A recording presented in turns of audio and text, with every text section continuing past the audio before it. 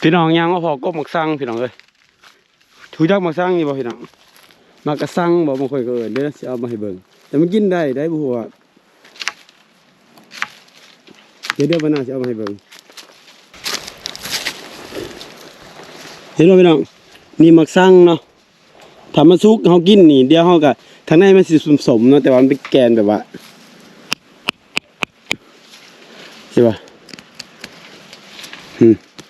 ถ้ากินนี่ยำไปซื่อๆก็ได้ยำไปเลยเป็นเสียแข็งๆข้างนอกเนาะแต่ข้างในมันจะเป็นแบบว่า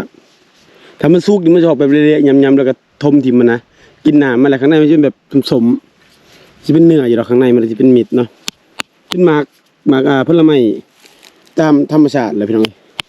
หอมกินไหม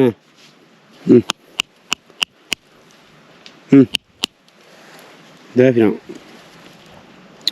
จักยี่บ่หมักซังบางเจ้าบางคนก็เอาไปกินนั่นได้เอาใบมันไปกินเนาะบางคนเอาไปกินซุปหน่อไม้นะแต่ซุปหน่อไม้โอเคเนาะนี่คือหมักซังมาจากหมักยังบูบางคนว่าหมักซอง